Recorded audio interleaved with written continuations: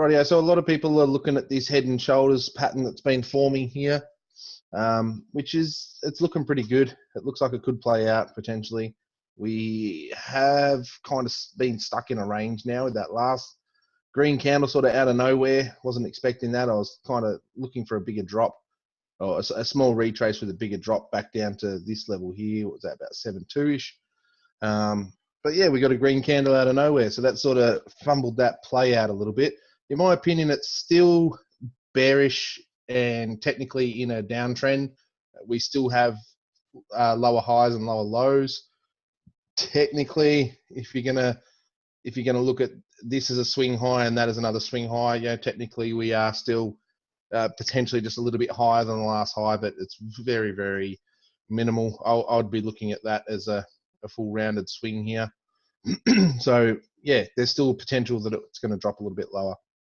So I wouldn't go building the longs right now after seeing this being green candle. I was actually like on a call when this happened, so it was pretty wild. I did actually pick, or I should say, our indicator, which I'll turn on now, and we'll go back a little bit. So yeah, it picked divergence off this last little swing here. So we've been riding a short from 8.1. We got in up here somewhere. We had that break. This was sort of the confirmation of this break here when it broke down from 7.8. Had a nice big drop, fell down. We got a divergent signal here.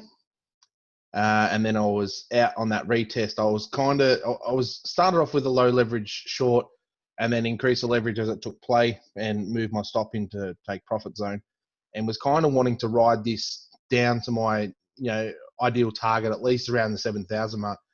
When I saw this divergent signal back down around these last two lows, I decided maybe good time to take profit here, because I can see a bounce coming, and I was actually expecting sort of a rollover from here, from this divergent signal, sort of a rollover to about 7.8. I could see 7.8 here as a fairly key line that we could potentially hit up, whack, and then fall down again. So I just wanted to get myself into another position. So average back into a short from 7.8 to about 8,000. So I've got a short open at the moment. So my average entry price is, I don't even know what it is, but to be honest, it's between 7,000, 8,000. Yeah, it'll be around there somewhere at the moment. So almost flat. Low leverage short, got plenty of room, plenty of room for liquidation and stop losses. So I'm just gonna I always draw on the chart, and then it's a pain in the ass to get rid of them. So yeah, I've jumped back into a short because I'm still keen on this falling down.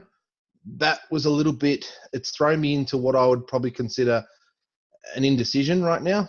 It's made me a little bit indecisive on the major direction, but I'm still, if I had to pick a side, I'm favoring down. I still think we're going to go down further. As soon as that candle come out, everyone was screaming, yeah, that's it. That was the retracement. Off we go, 9,000. It's like, God, we get, settle down. We got a couple $100 candle. And it got rejected pretty hard at this previous resistance around 8,000. So I did spike up a little bit, but that was about it. Double top. Again, the indicator was within the range, was giving us a signal of a potential top here. A little bit of an exhaustion as well. So, yeah, this is kind of the region I've got back into a short, low leverage. I've got plenty of time to get out of it if it goes bad. Because there's not a lot of structure between here and here, I dare say if we do have a bullish move and we get a break above 8,000 or 8.1, I think it will scatter up pretty quickly. So if you are going to get yourself into a position for a short around here, around the top of where we are in this current channel or current range, just be prepared to have to get out pretty quickly, because there's every bit of chance, if it does pop up, we see a $500 or $400 candle up here, and depending on your leverage, that'll probably pull you out of the trade. So make sure you get yourself into a comfortable position with low leverage, yeah, before you go crazy. I'm not saying you have to follow me. I believe we're going to go down. So many people wait to see what happens and then call it, or call it the next day. So I still like to have a prediction. I like to have a bias of where I think things are going to go. There's no point in doing all this TA and then just saying, or just waiting for it to happen and then saying, see, told you that it happened after it's happened. In my opinion, if you're going to do the TA and you're going to believe in yourself or believe what you see, you've got to have an idea of where you think it's going. And for me, I think it's going down. So that's where my bias is at the moment. But in saying that, I could be wrong. We could just break up from here and push up. And if that happens, I'm wrong. I'll get stopped out. Small loss. So what? We'll work it out from there. But yeah, that's sort of what I'm seeing at the moment. Yeah, that's the thing. When you're wrong, own it. You know, like I posted that one trade the other day. That was just stupid. We didn't get there in the end at all on that one trade. I took a position in that. So, you know, kudos to Donnie for saying that, because you see too many hindsight traders around these days. There's a lot of them. There's a lot of them popping up on Facebook saying, "See, told you that divergence that I spoke about 8 months ago would fucking played out." You know, just if we're wrong, you're wrong. That's right. Yeah, I trade pretty heavily, especially on MEX with the price action we're having. I've been pretty crazy. I've actually got, I think I've got a trade open on every market right now except for the perpetual contracts. I'm wrong heaps of times. Shit, yeah, we're all wrong heaps of times. What matters though is if you've got the correct risk management, it doesn't matter if you're wrong 5 times out of one. If you're wrong 5 times out of 6 or something like that. You know, depending on your risk to reward ratio, you can afford to be wrong a couple of times, because when you're wrong, they're small hits. When you're right, they're big wins. So that's kind of what you got to aim for. But you know, as you get a little bit more confident and you can see things a little bit easier and you sort of get a little bit better with your technical analysis, you'll maybe be right a little bit more often than you're wrong, or at least you won't be wrong as much as you were before, or something like that. But shit, yeah. You've got to have your head in the game, though.